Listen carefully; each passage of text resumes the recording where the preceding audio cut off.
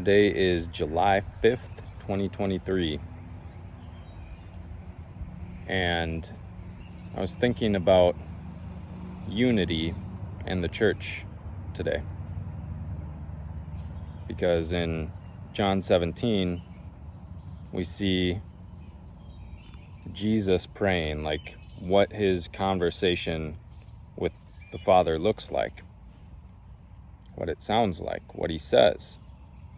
And he prays that the church would be one, that it would be a united church. But I think a lot of people interpret that the wrong way. And they switch unity with uniformity. So they think that if the church looks the same, if it acts the same, if everything is done exactly the same way, then the church is united. But that doesn't necessarily follow. It might just be that the church is very uniform. But unity and uniformity are two different things. And that's not to say that uniformity can't foster some degree of unity. That's why a football team will have uniforms. The military has everyone wear a uniform. There's a certain camaraderie that can develop through that. But the heart of the matter, the heart of unity, isn't all looking the same and all doing things the exact same way. Unity can occur in groups where there's many different people. If you think about a husband and wife, for example, you have a man and a woman, and together they complement each other, and that creates a bond of unity between them.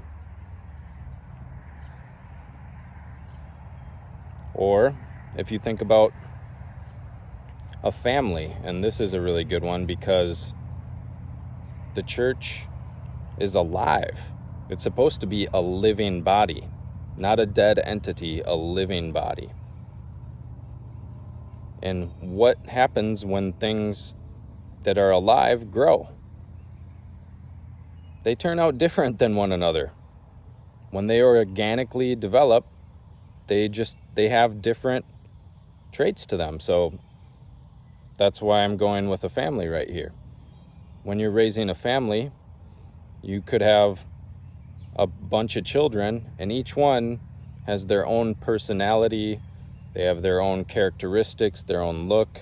They might be similar in some degrees, but they can vary quite a bit. Yet they're still united as that family. And you wouldn't want to just make clones of each other, having one kid all the other kids follow after exactly to a T.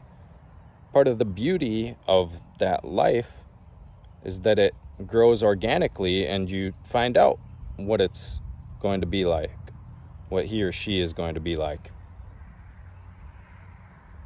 And so there can be great unity without having perfect uniformity.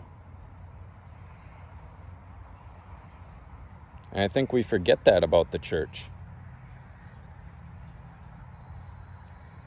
So often it's, you have to do things exactly my way. Exactly the way that I think they should be done is the way the entire church has to operate. But that's not how unity works. So when Jesus was praying that the church would be one and that we would be united,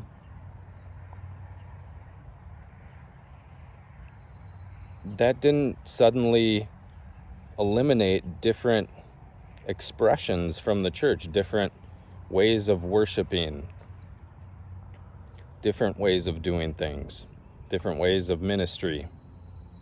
And the church is the body of Christ, right? And Paul talks about this multiple times, but he says, like, if you're a hand, then you need to be doing the work of a hand. If you're an eyeball, then you need to be doing the work of an eyeball.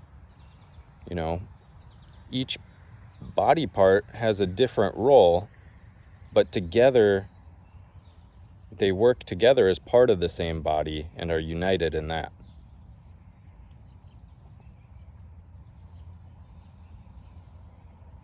So, unity doesn't necessarily mean uniformity, and uniformity doesn't necessarily mean unity.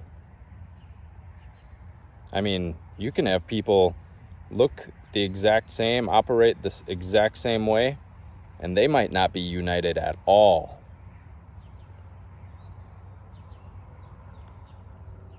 So when we think about the church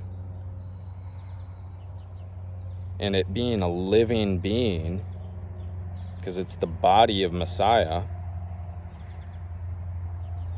we should allow that to grow organically. And each individual church can have different characteristics. You still have to agree on the core doctrines because you're still part of the same body. So there are some things that are non-negotiables. You can't just go do whatever you want. And if you do, it's probably because you aren't actually part of the body. You don't have the same spirit. Because if something grows organically, it's just going to happen.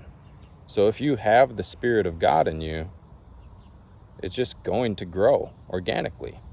You're going to live in the same spirit. And you'll be united with people, even if you don't do things the exact same way as others in the body do. So, that's all I've got for today. Peace.